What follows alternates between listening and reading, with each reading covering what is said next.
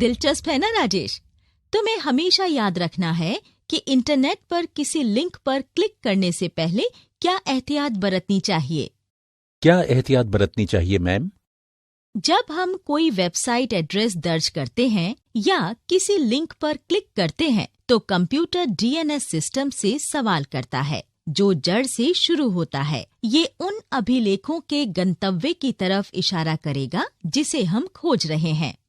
जैसे ही हम अपने विशेष सवाल पर पहुंचते हैं, मुख्य गंतव्य सर्वर इसे खोजने में आपकी मदद करेगा। इस वक्त आपको गंतव्य तक पहुंचने के लिए जरिया खोजना होगा। गंतव्य साइट का पता चलने के बाद इसका ये जानना जरूरी है कि डेटा भेजना है। असली मदद नेटवर्क से ब्राउजर के जरिए आएगी।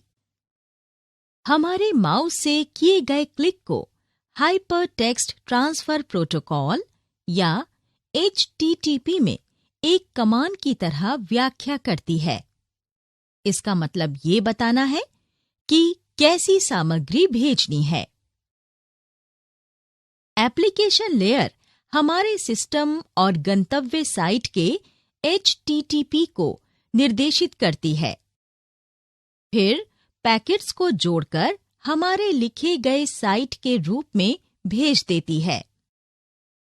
पैकेट्स के इधर-उधर जाने में सबसे खास बात यह है कि सामने और पिछले साइट पर सिर्फ उनकी पहचान लिखी रहती है और उनका गंतव्य इस पर चिह्नित रहता है।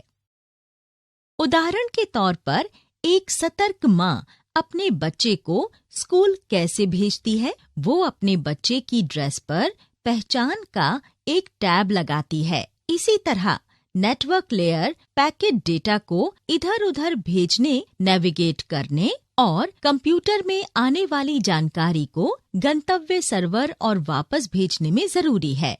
दुनिया भर में इंटरनेट इस्तेमाल करने वाली हजारों निजी या सार्वजनिक संगठनों ने मिलकर एक नोड्स ऑटोनॉमस सिस्टम AS बनाया है।